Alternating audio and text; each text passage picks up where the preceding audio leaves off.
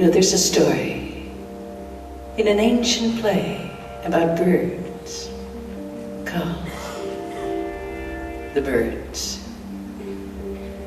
And it's a short story from before the world began. From a time when there was no earth, no land, only air and birds everywhere. Birds making huge patterns in the air. But the thing was, there was no place to land, because there was no land. So they just circled around and around, because this was before the world began.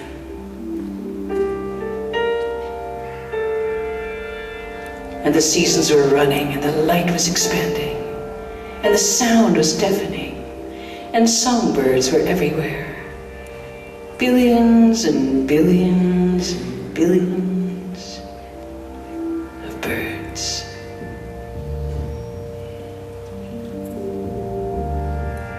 And one of these birds was a lark. And one day, her father died. And this was a really big problem, because what should they do with the body? And it was a big question, and it was a new question. And there was no place to put the body, because there was no earth. And it went on for 5 or 6 days, and they were all trying to think of what to do with the body. And finally, the lark had a solution. She decided to bury her father in the back of her own head. And this was the beginning of memory, because before this, no one could remember a thing. They were just constantly flying in circles, constantly flying in huge circles.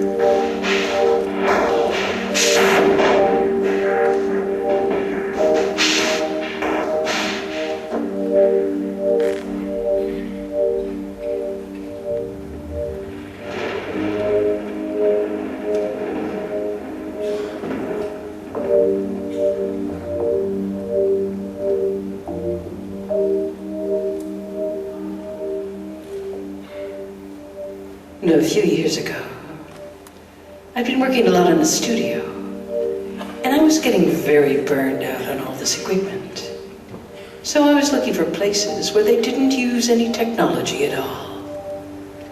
And I decided I wanted to go there and spend some time and just see how they lived. Anyway, I happened to be in western Pennsylvania, and I ran into some Amish people at a farmer's market.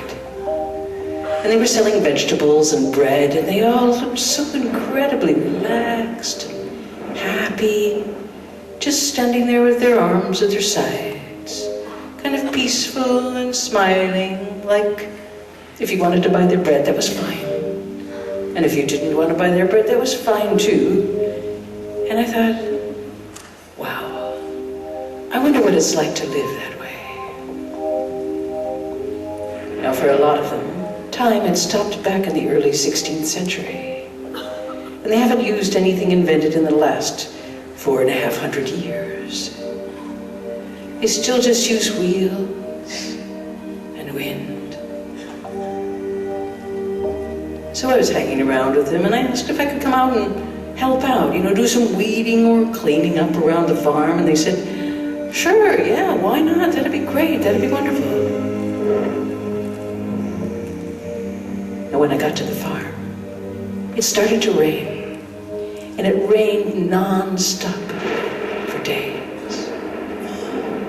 And the family I stayed with was a couple and their son and a newborn who never stopped crying. So we all sat around the kitchen table, listening to the rain and then crying and waiting for the weather to change. And once in a while the rain would stop and we'd run out and pull a weed or two, and then it was back to the kitchen table. Now actually, I like sitting around kitchen tables, but I'd never done it for days on end, and I was finding it hard to remember why I'd wanted to come out there in the first place. And the longer I was there, the more obvious it was that I might have come at kind of a bad time, because basically, there was always an argument going on. Now, I've seen grudges, and I've seen the slow burn of rage, but I'd never seen anything like this before. This slow motion fury. The woman would suddenly look up and she'd say, David, you know I asked you never to speak to me in that way. But since no one had said anything for hours, it seemed like kind of a weird thing to say. So I would look over at the husband, and there was no reaction. He was like tuned to another station. And it would be about another hour or so before he answered her with an equally bitter comeback.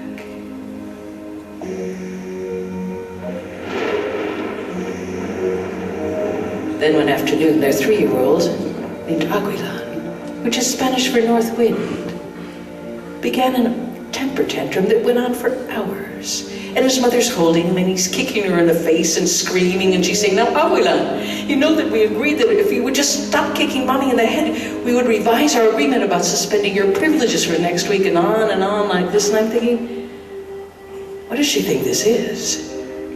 The UN? I mean, this kid is trying to kill her.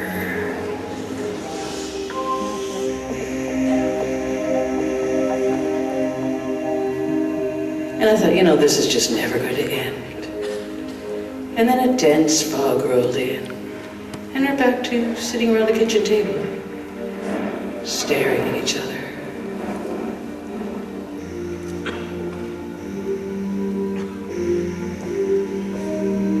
Then one day, the grandma came to visit, and she joined us around the table. And she keeps saying to Aguilan, now Aguilan, give Grandma a kiss. Will you just give her a kiss? Come on, just one kiss. And he's on the spot now. And I can see the look in his eyes. It is the wary, hunted look of someone who suddenly realizes He's about to be tricked. But she keeps saying,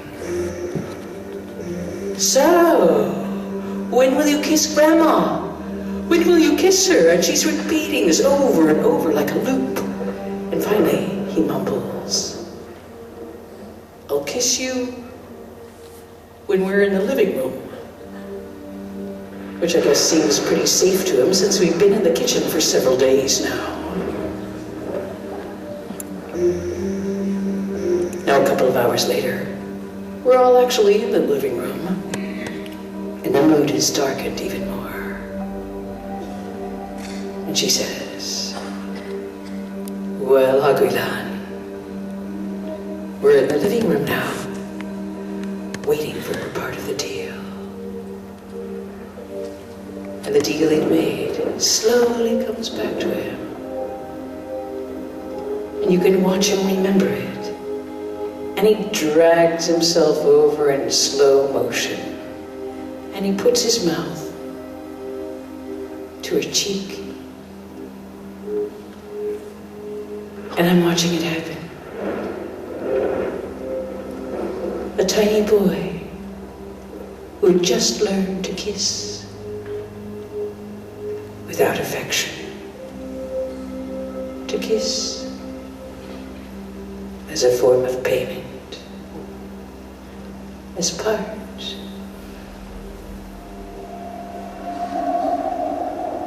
of a deal.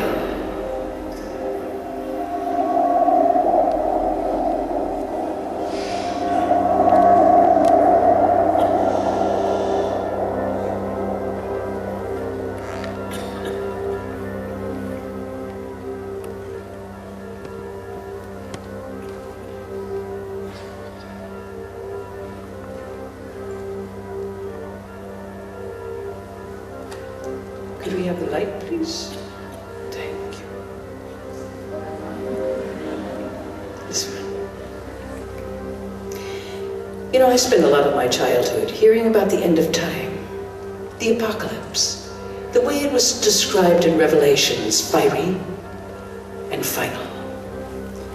Now, my grandmother was a Southern Baptist missionary, and she believed that it was her duty to inform as many people as possible about the end times and its rewards and punishments.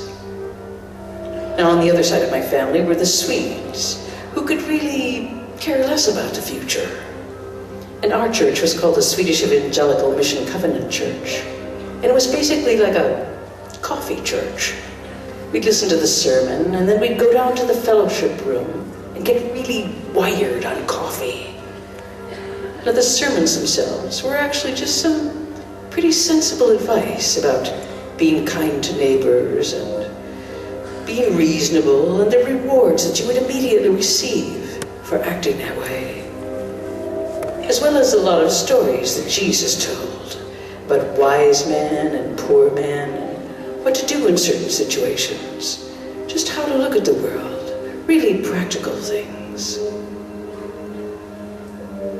Now later, when I began going to Italy, I looked at a lot of paintings and sculptures of Jesus, and they all looked so unfamiliar. In these paintings, he was never shown talking or gesturing or teaching. He was almost always pictured as a little baby being held by his mother, or else he was dead in her arms. Either way, he was not saying a thing. Now, by that time, I was doing a lot of work in Italy, and I often got booked into churches when there weren't, which were used as theaters when there weren't services going on.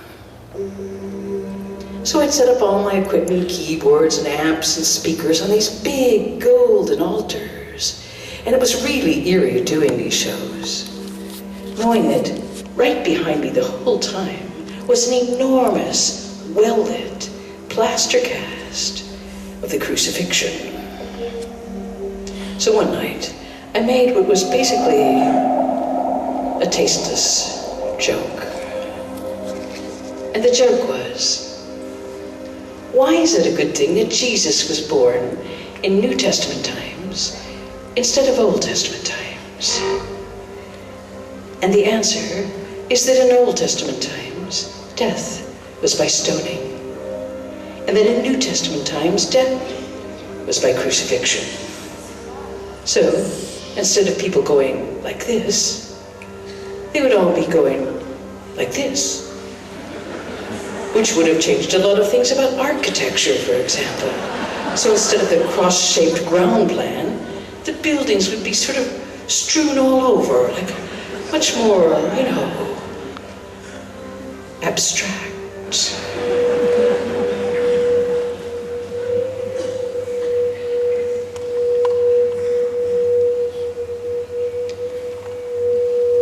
Now, when I was 26, I decided to stay in bed until I could think of a really good reason to get up.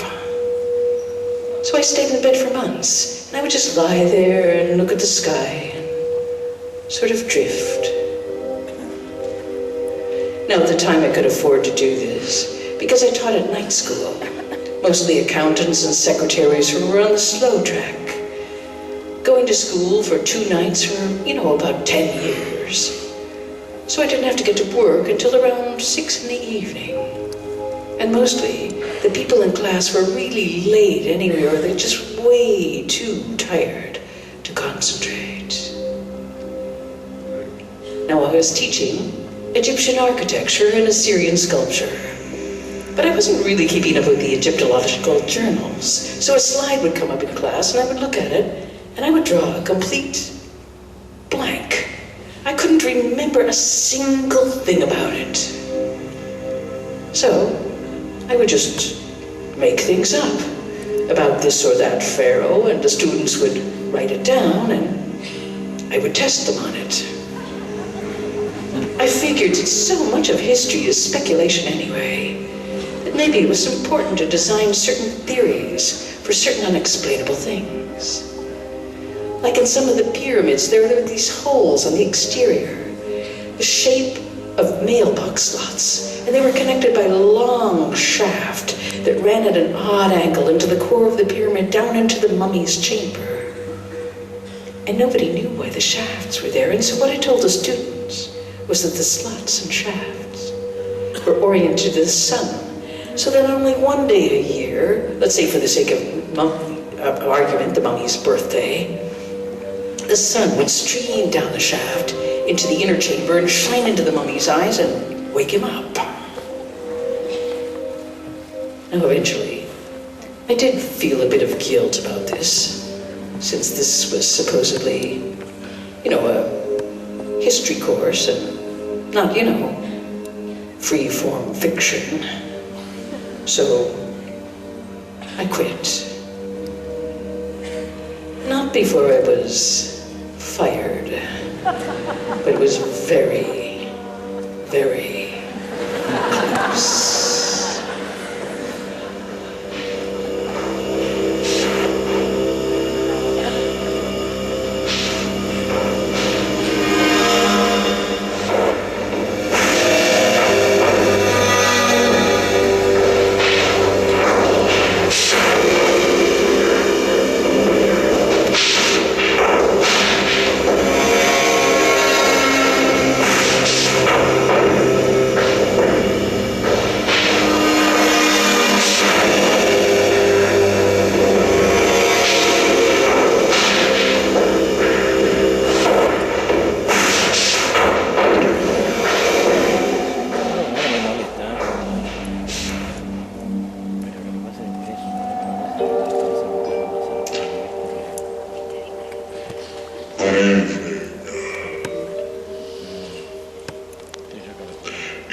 Recently, the weather has become so erratic.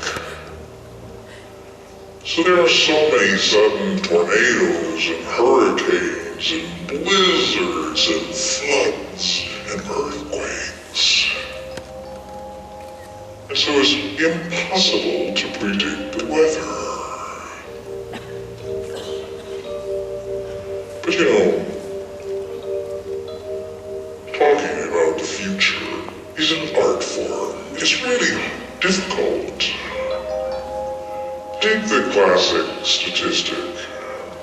You have more chance of getting hit and killed in a car crash than dying in a plane crash. But things keep changing, and so you have to keep recalculating the odds and updating your list. So you have to keep adding things like being hit by debris from the space station, or being wiped out by a tsunami, or crushed by a crane falling on your building. And then you have to keep crossing other things off the list, like influenza and avian flu, or getting trampled by herds of horses, or being hit by a blow dart as you come up out of the subway, or choking on dirt. So it's like a huge project. Meanwhile, just going through security in the airports has become so sad.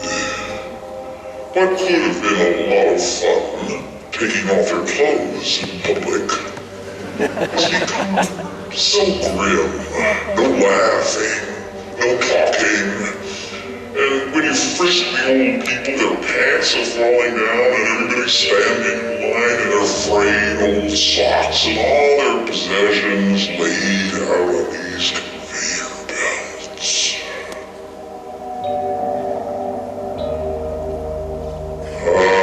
This world,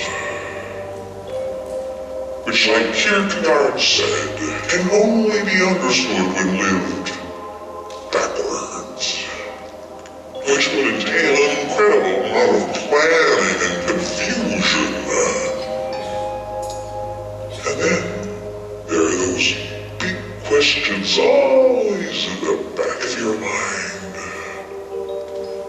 Things like, are those two people over there actually my real parents? Should I get a second Prius?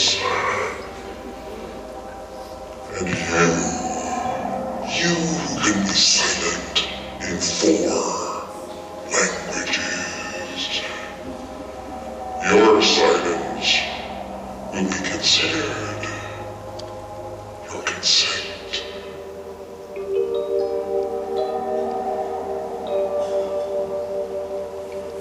And you know the reason I really love the stars is that we cannot hurt them.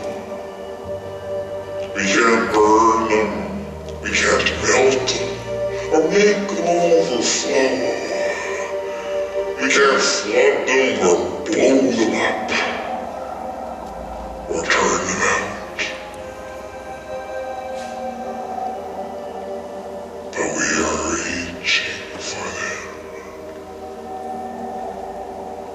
We are reaching for them.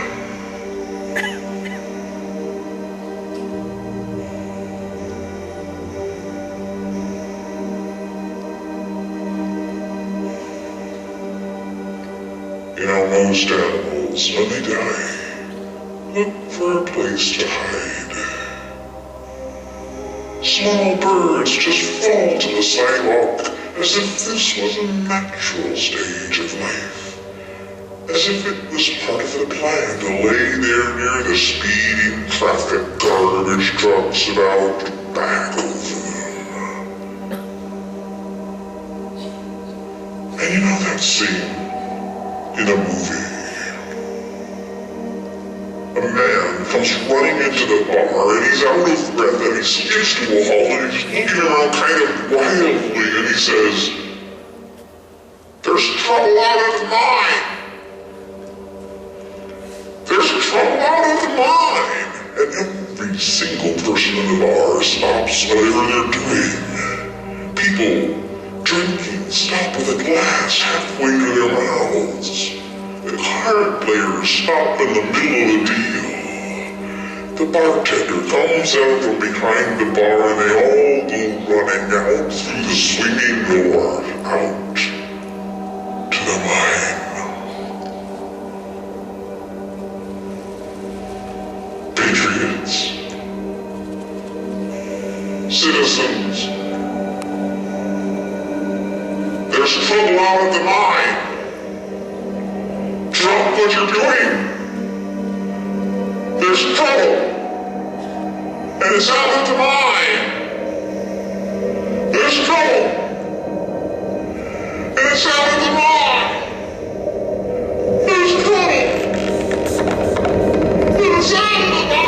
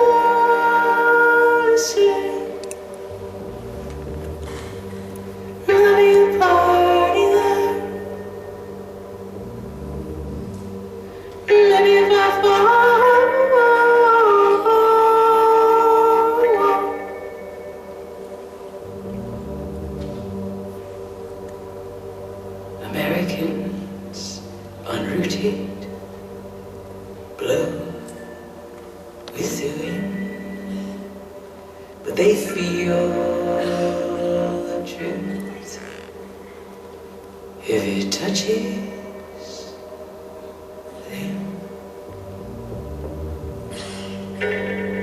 Maybe if I fall, maybe if I say, I'll be a party there. Maybe if I fall,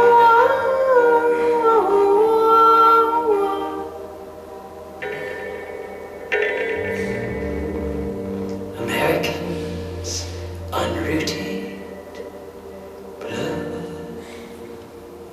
with the wind. But they feel the truth if it touches them. Maybe if I fall, if I fall,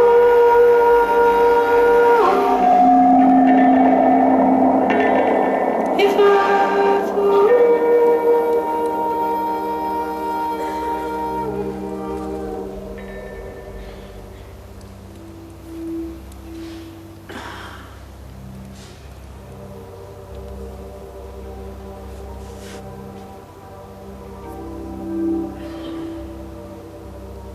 Into the summer of 1974 was brutally hot in New York.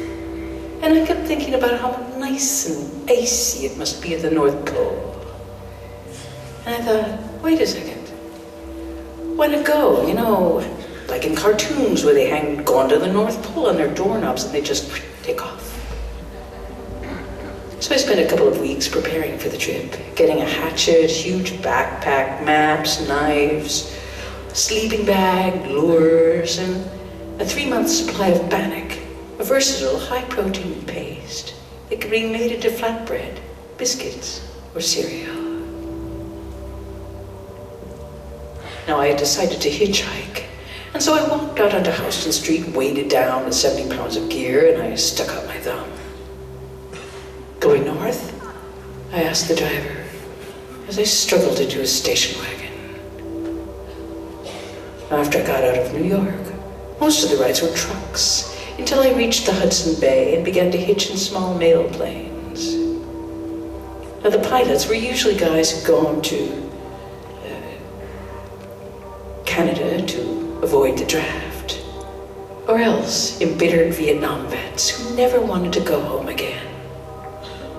Either way, they always wanted to show off a few of their stunts. So we'd go swooping low along the rivers, doing loop-de-loops or baby Hueys, and they dropped me off at an airstrip. There'd be another plane by here in a couple of weeks. See ya. Good luck. Now, I never did make it all the way to the geographic pole. It turned out to be a restricted area, and no one was allowed to fly in or even over it. I did get within a few miles of the magnetic pole, though, so it wasn't really that disappointing. I entertained myself in the evenings, cooking and smoking, and watching the blazing light of the huge Canadian sunsets as they turned the lake into fire. Later, I lay on my back, looking up at the northern lights, and imagining that there had been a nuclear holocaust and I was the only human being left in all of North America, and what would I do then? And then, when these lights went out, I stretched out on the ground, watching the stars as they turned around on their enormous, silent wheels. Now, I finally decided to turn back because of my hatchet. And I'd been chopping some wood, and the hatchet flew out of my hand on the upswing. And I did what you should never do when this happens. I looked up to see where it had gone. And it came down, just missing my head. And I thought, my God, I could be walking around here with a hatchet embedded in my skull. And I'm 10 miles from the airstrip. And no one in the whole world knows I'm here.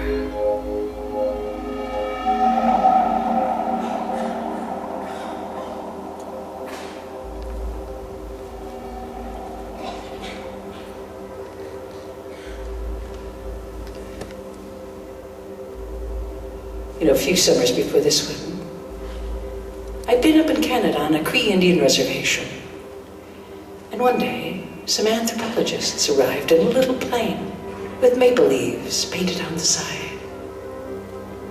They said they were there to shoot a documentary of the tribe. So they set up their video equipment and they asked the oldest man on the reservation to sing some songs. On the day of the taping, the old man arrived, and he was wearing a red plaid shirt, and he was blind. And they turned on some lights, and he started to sing. But he just kept starting over and sweating. Soon it was obvious that he didn't know any of the words. He just kept starting over and rocking back and forth and sweating. And the only words he seemed to be really sure of were hey, hey, hey, hey, hey, hey, hey, hey, hey.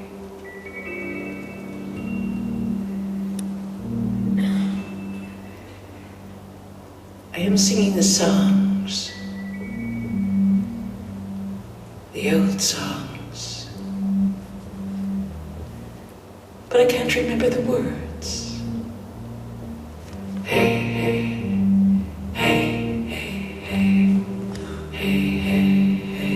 I'm singing the songs of my fathers and of the animals they hunted down. Hey, hey, hey, hey, hey, ah, hey, hey. I never knew the songs. Hey, hey.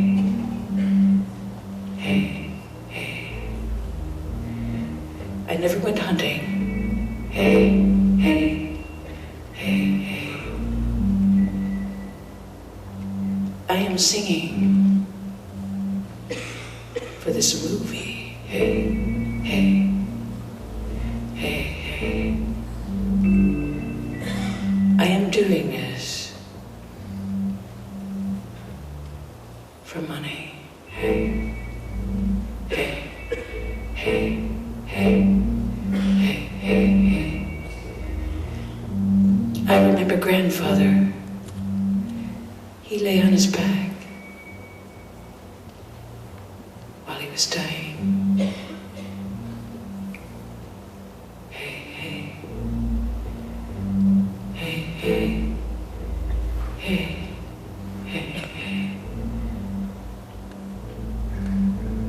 I think, hey, hey, I am. Hey, hey, hey. No one. Hey, hey, hey, hey,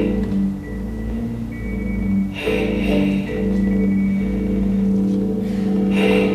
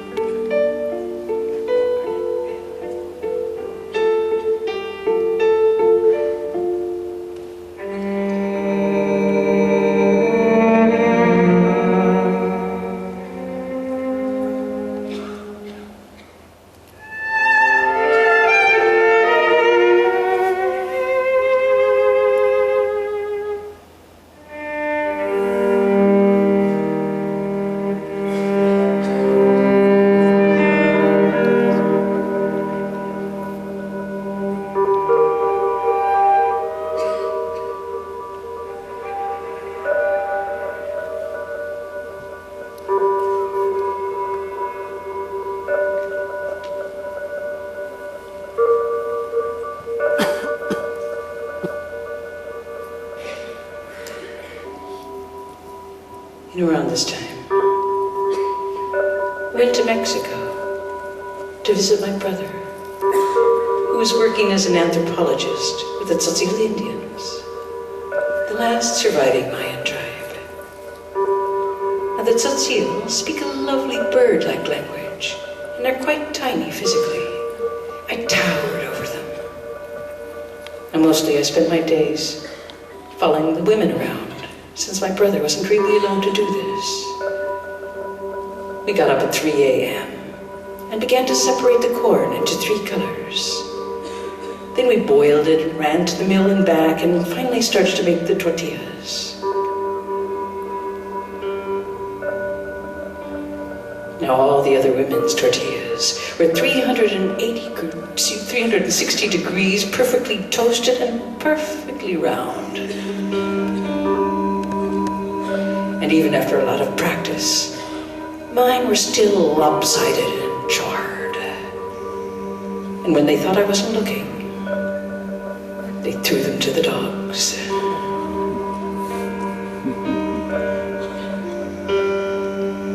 Now, after breakfast, we spent the rest of the day down at the river watching the goats and braiding and unbraiding each other's hair. So usually there wasn't that much to report. Now, one day, the women decided to braid my hair Tzotzil style. Now, after they did this, I saw my reflection in a puddle. I looked ridiculous. But they said, before we did this, you were ugly. And now, maybe you will find a husband.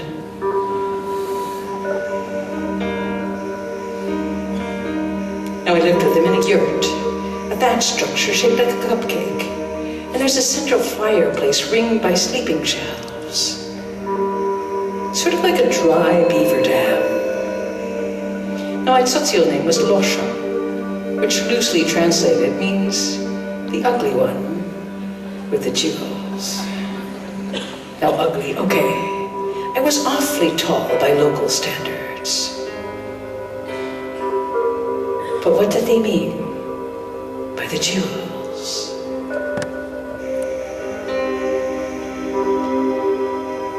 Now I didn't find out what this meant until one night when I was taking my contact lenses out. And I was carefully placing them on the sleeping shelf. And suddenly I noticed that everyone was staring at me. And I suddenly realized that none of the Tzotzil had ever seen glasses, much less contact lenses. And that these were the jewels. The transparent, perfectly round jewels that I carefully hid on the shelf at night and then put, for safekeeping, into my eyes every morning. So I may have been ugly, but so what? I had the jewels.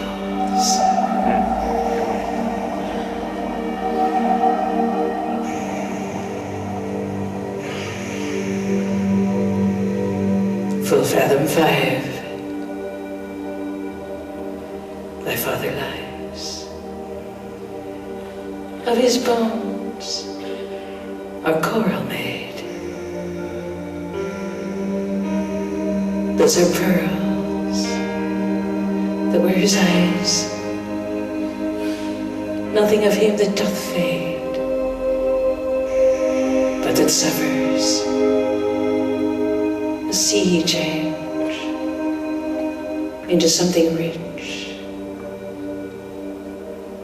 and strange. And I alone am left to tell the tale. Call me Ish.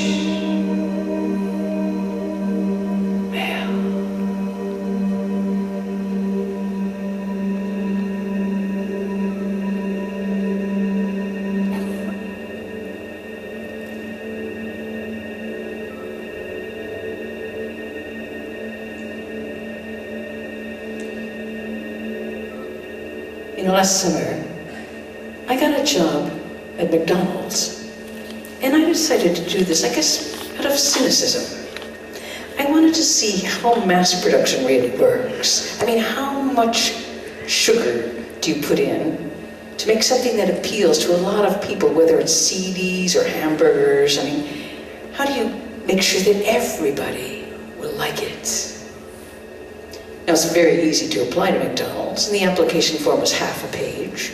And I was sort of vague about what I'd been doing most of my life, but I was immediately hired anyway, and the next day I got my uniform and began the breakfast and lunch shifts at the McDonald's in Chinatown, just a few blocks from my studio. Now, the training is pretty straightforward. Just put the uniform on and then you do whatever your trainer does. Now, most of the workers in our branch were African Americans and Chinese Americans, and my trainers, Peng and Anna, were really fast and they were smooth. They were working it like a Chinese opera, calling out the orders and doing all this complicated behind-the-counter choreography. Now, everything at McDonald's has to be too much. The French fries have to be spilling out of the containers. The Cokes have to be overflowing. You know, abundance, abundance.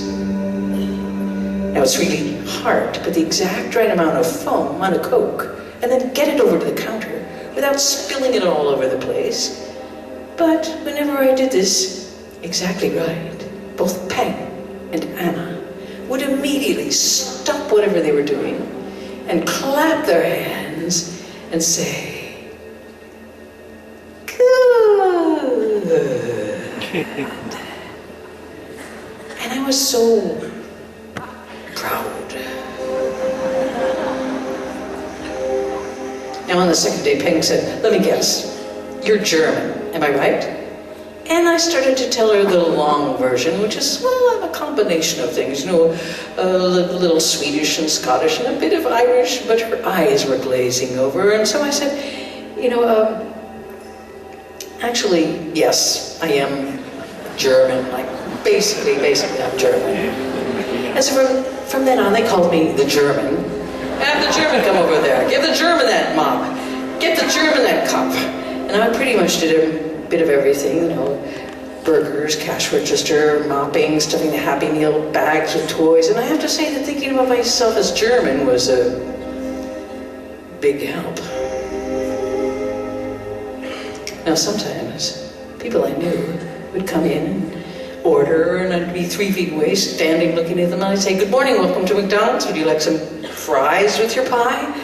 And I thought maybe I should wink so they wouldn't, you know, blow my cover, but they just looked right through me. And maybe it's that I shouldn't have been there, so I wasn't there, but I didn't take it personally because by this point, it was all about the teamwork and selling as many burgers as possible.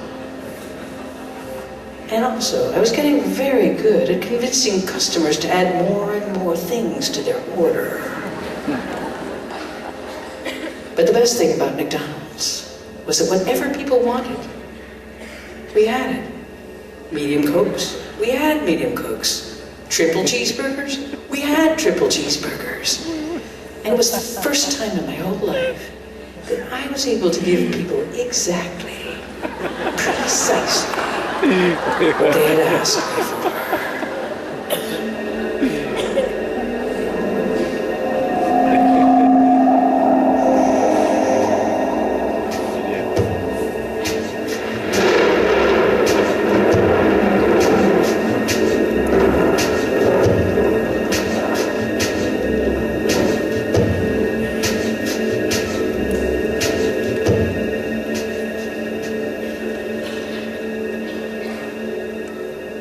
You know, last spring, I learned about a trip organized by a Buddhist group in New York. And the idea was to canoe down the Green River in Utah for 2 weeks in total silence. And then every evening, we would study the work of Dogen, a 13th century Japanese Zen master who believed, among other things, that mountains are aware. And I thought this sounded great, so I decided to go. Now, before we left, I read some books about Dogen, and one was called Enlightenment Unfolds. And in this book, he tells several stories that are hundreds of years old. And one was about the meeting of a teacher who had come from India to visit an emperor in China, Emperor Wu. And so the two meet. And the emperor says, "You know, I've done so many things. I've built temples and copied sutras and supported the monks. And I'd like to know what all of this is worth." And the teacher said, "There is no worth." And the emperor said, "So why is that?" And the teacher said, these things are not real, but shadows. So what is worth? Said the emperor. And the teacher said, worth is empty and is not in things.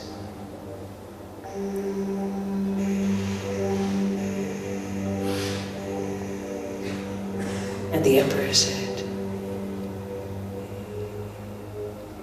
what have you come to teach? And the teacher said, emptiness, vast emptiness. And the emperor said, who is it that faces me? And the teacher said,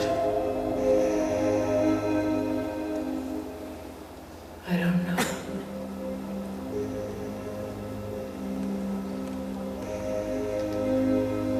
Now I really admire people who have no idea who they are, or even that they are anyone at all. So I kept on reading, and the rest of the book, there are lots of koans and poems and lots of lists of things to do, to look out for when you're on a pilgrimage.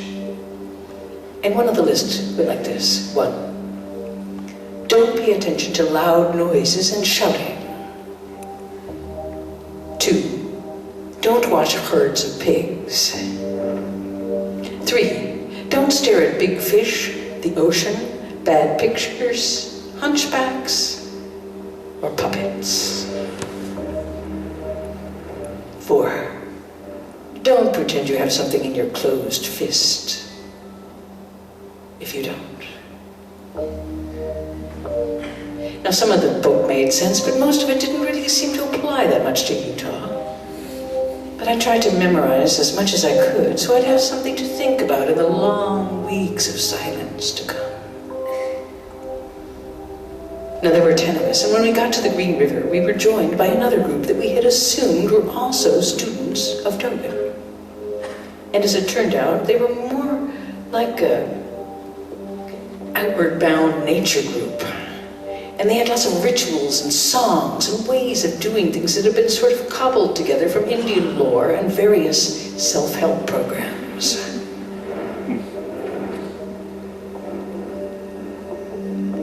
And we quickly realized, from here on out, the trip was going to have very little to do with silence.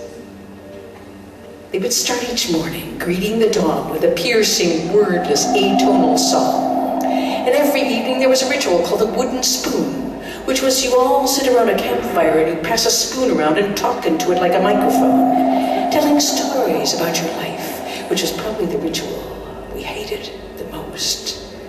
One of the reasons we'd gone on the trip in the first place was to escape stories, our own stories, and other people's stories. But by this point, we realized that we had to do things their way, since they were the ones with the maps, and the food, and all the canoes. But our group was always making mistakes, like stepping on a certain rare moss, or shitting too near the campsite, or spilling dishwater near the river. And every time we did something like that, they would jump up and down and scream, "We don't want to be nature Nazis, but you're poisoning the river. You're poisoning nature. You're poisoning her." And the camp cook would take her shirt off and she'd pound on the earth and start yelling things about Mother Earth. And we never really talked about why we didn't assert ourselves. Maybe it had something to do with the Buddhist approach of, going with the flow. I don't know. But every day, it got worse. They talked constantly. And I heard them whispering together sometimes about being survivors. They didn't seem to be the type to have been on any of the reality TV shows, so I couldn't really figure it out. But as it turned out, this group was also an incest support group. So they all told their stories over and over again about what had happened. And then one night, during the wooden spoon, 2 of them said that they were dying. And they had only a few months left to live. But by this time I had no feelings for any of them. There were just too many rules, too many sad stories. And I was full of resentment. They were martyrs and control freaks and sad people and losers. Everything I saw in myself and hated. I no longer felt I could look at the mountains. To try to see if they were aware, it just didn't seem to matter anymore. The trip went on. Hardly ever rained, but giant clouds flew over, and sometimes rain poured out of them. But it was so dry, the rain evaporated before it hit the ground.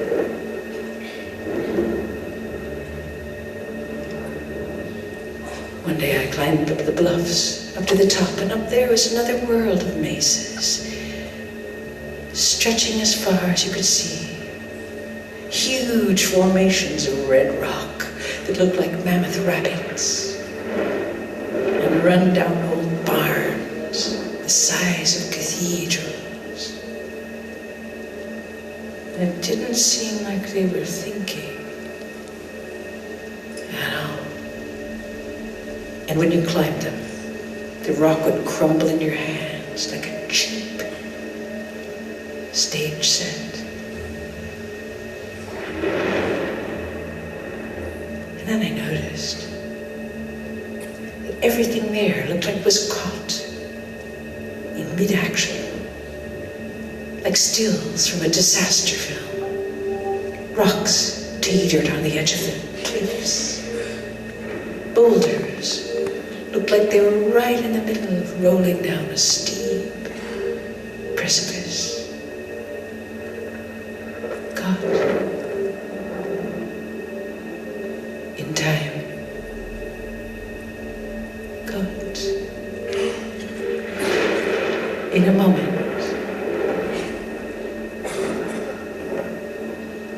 Like I was.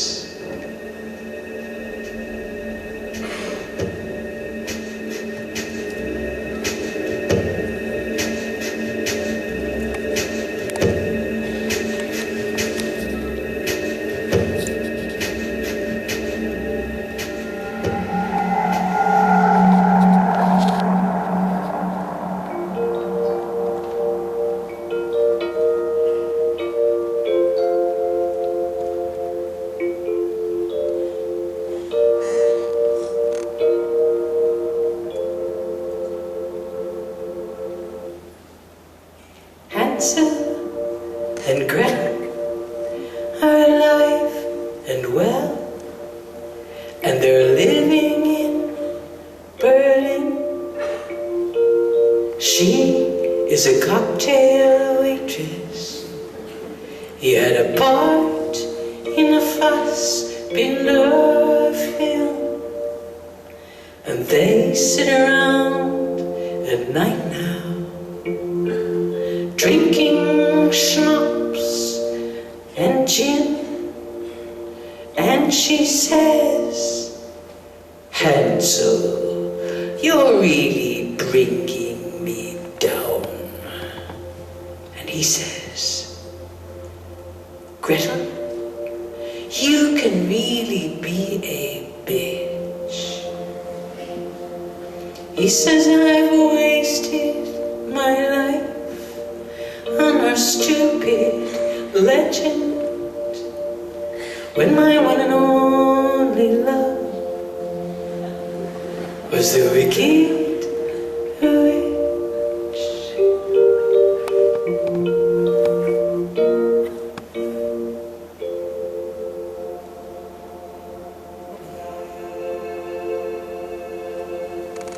She said, "What is his story?"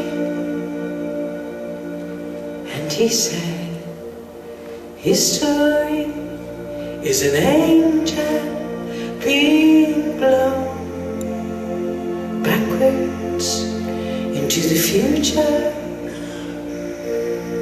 He said his story is a pile of debris, and the angel wants to go back and fix things, to repair the things that have been broken. But there is a storm blowing from paradise, and the storm keeps blowing the angel backwards into the future. And this storm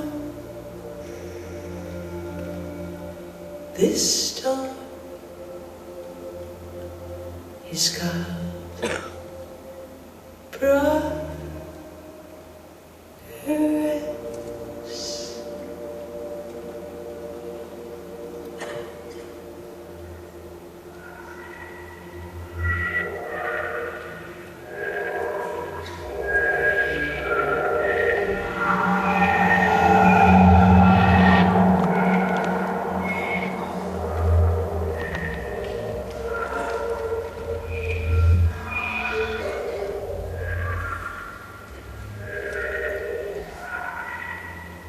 And I want to tell you a story about a story.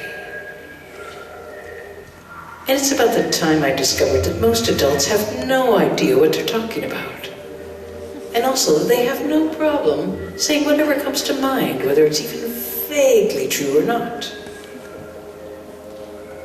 It was in the middle of the summer when I was 12 years old, and I was the kind of kid who was always showing off.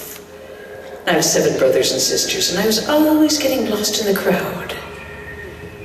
And so I would do practically anything for attention. So one day, I was at the swimming pool, and I decided to do a flip from the high board, the kind of dive when you're temporarily, magically suspended midair, and everyone around the pool goes, "Wow, that's incredible, that's amazing." Now, I'd never done a flip before, but I thought, how hard could it be? You just somersault, you straighten out right before you hit the water, and so I did, but I missed the pool, and I landed on the concrete edge, and I broke my back. Now, I spent the next few weeks in traction, in the children's ward at the hospital. And for quite a while, I couldn't move or talk, and I was just sort of floating. And I was in the same unit as the kids who'd been burned, and they were hanging in these rotating slings, sort of like rotisseries or splits, that would turn you around and around so that the burns could be bathed in these cool liquids.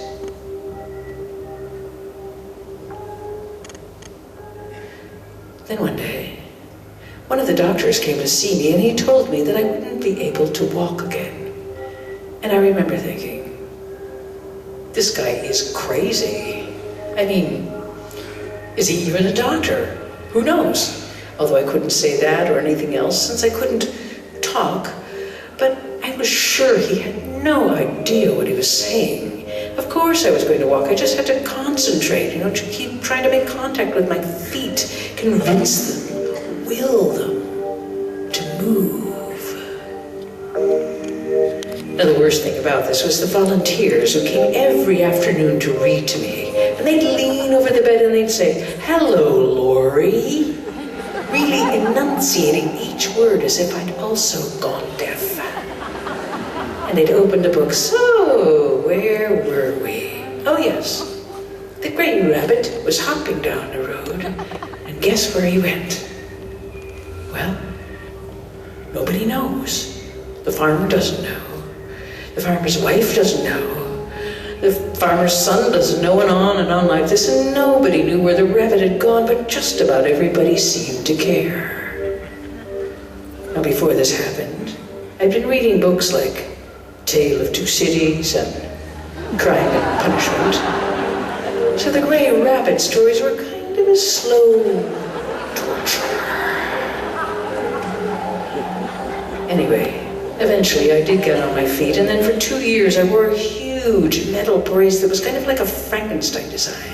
And I was basically a freak. And I got very obsessed with John F. Kennedy, because he had back problems too, and he was the president.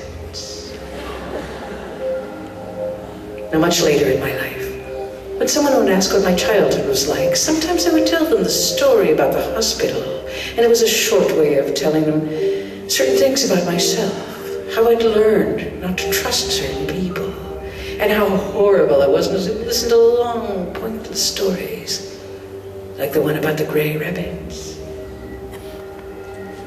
But there was always something weird about telling this story that made me very uneasy, like something was missing. Then one day, when I was in the middle of telling it, I was describing the little rotisseries that the kids were hanging in. And suddenly, it was like I was back in the hospital, just exactly the way it had been. And I remembered the missing part. It was the way the ward sounded at night. It was the sounds of all the children crying and screaming. It was the sounds that children make when they're dying. And then I remembered the rest of it. The heavy smell of medicine, the smell of burned skin. How afraid I was. And the way some of the beds would be empty in the morning, the way the nurses would never talk about what had happened to these kids. They'd just go on making up the beds and cleaning up around the ward. And so the thing about this story was that actually I'd only told the part about myself. I'd forgotten the rest of it. I'd cleaned it up, just the way the nurses had.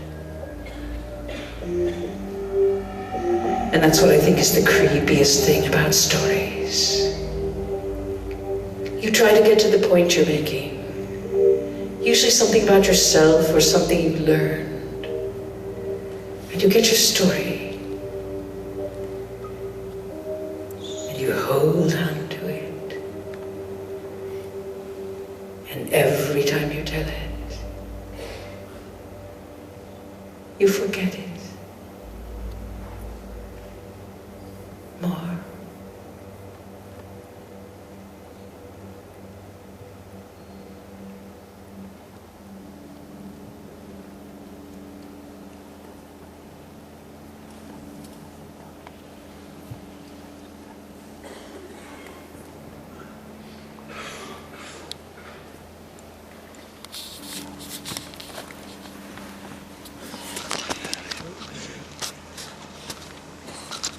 I live in downtown Manhattan, next to the West Side Highway, right near a major tunnel into the city. And for the last few years, my corner has been a police checkpoint, and there are constant sirens and blockades. And during orange alerts, motorcades and police cars go screaming up the highway as they train for maneuvers. And across the street, hidden at the end of the pier, there's the FBI headquarters. So lately, I've tried to get out of town as much as possible. And so I've been going on these long 10-day walks. And last spring, I decided to go to the mountains. And the idea was to take a trip with my dog, Lola Bell, and spend some time with her and do an experiment to see if I could learn to talk with her. Now, I'd heard that rat terriers could understand about 500 words, and I wanted to see which ones they were. Now, terriers are working dogs, and they're all about security, and they're bred to protect borders. And so they do constant perimeter checks, looking for any suspicious holes or breaks in the wall or little irregularities. So Lolabelle did her rounds around the studio every day, and she also does a bit of herding, so when new people came into a room, she'd tap them on the knee with her nose to take a running count, and then she trained her eye on the door, keeping track of the motion in and out of the room. But if someone leaves the room, she can't subtract. Let's see, 10 minus 1 would be... And so she has to start counting all over again from the top. So this is a really time-consuming job. I took Lolabelle to California, up into the northern mountains, to a little isolated cabin near a Zen monastery. And they brought food up from the monastery every few days, but we never actually saw anyone. The bread and vegetables and supplies just appeared once in a while, near the gate. So it was an ideal situation for an experiment like this one. It was February, and the mountains were covered with tiny wildflowers. And every day was so beautiful.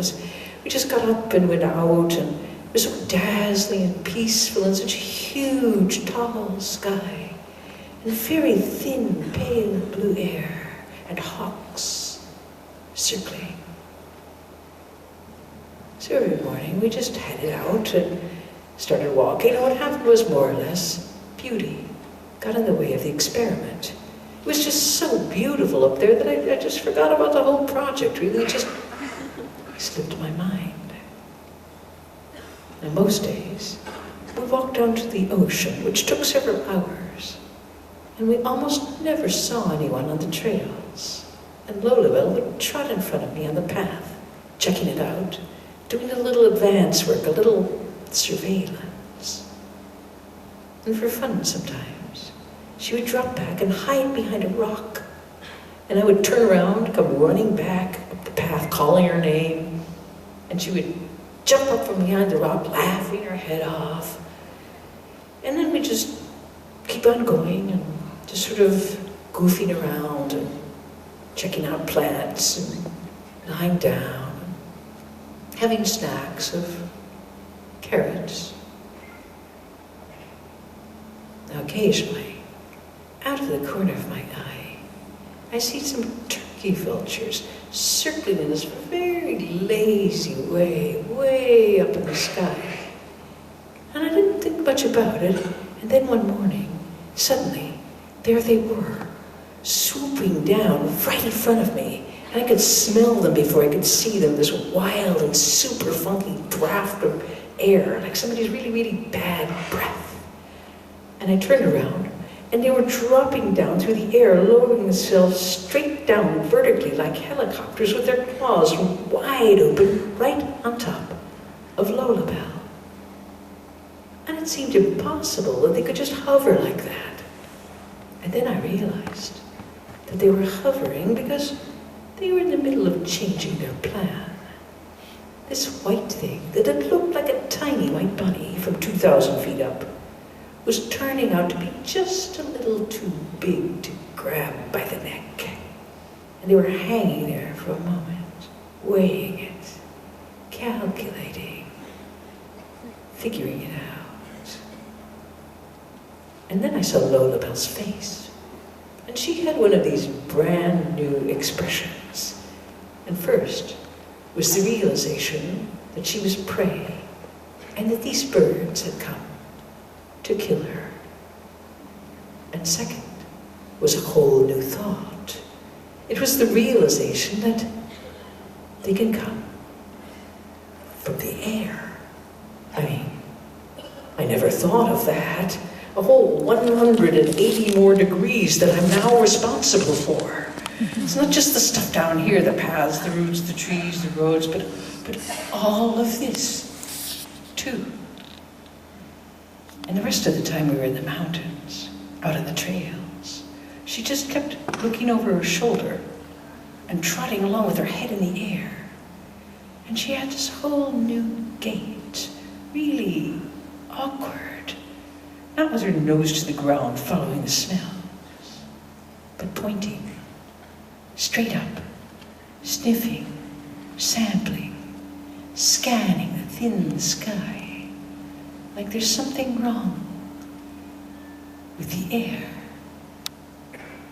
And I thought, where have I seen this look before? And then I realized it was the same look on the faces of my neighbors in New York in the days right after 9/11. And they suddenly realized, first, that they could come from the air. And second, that it would be that way from now on. It would always be that way. And we had passed through a door, and we would never be going back.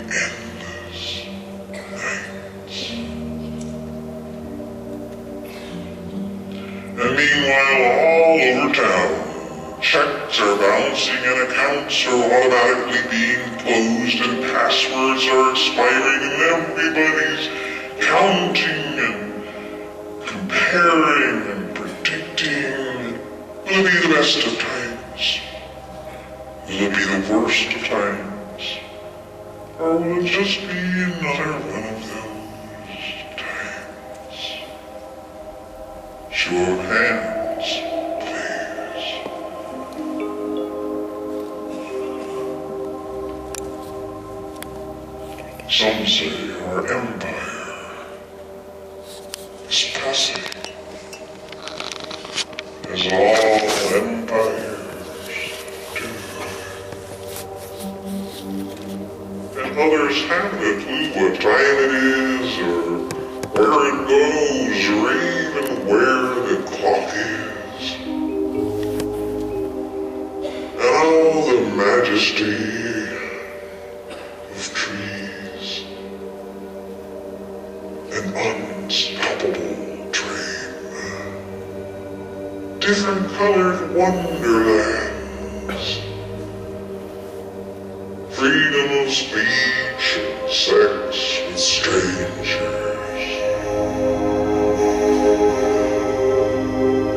Dear old God,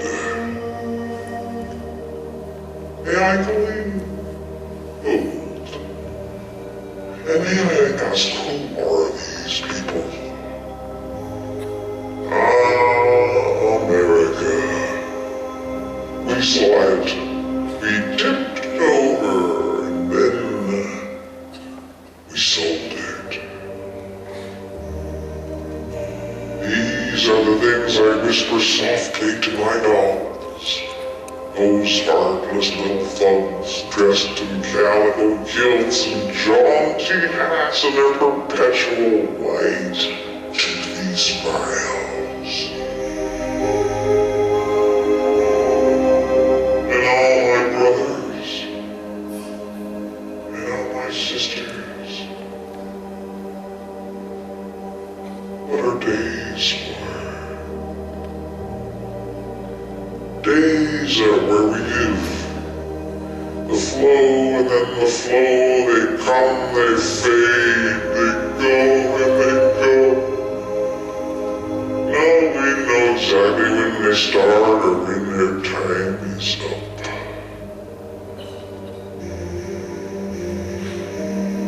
And now another day, another time.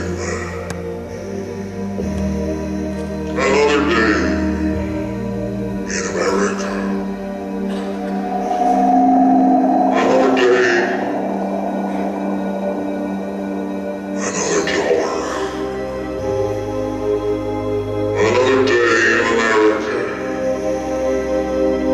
And all my brothers, and all my long lost sisters. How do we begin again? How do we begin again?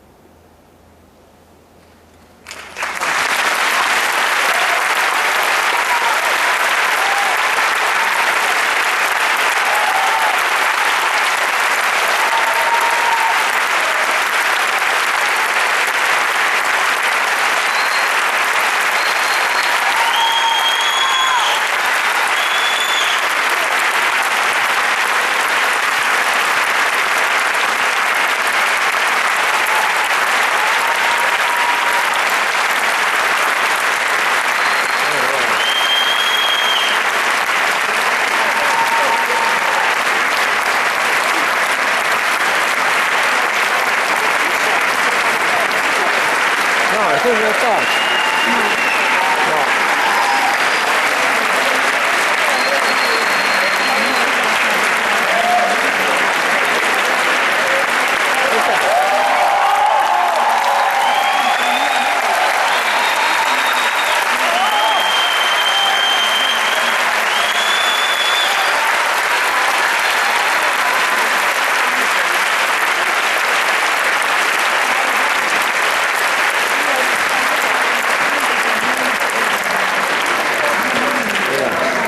No. Finale.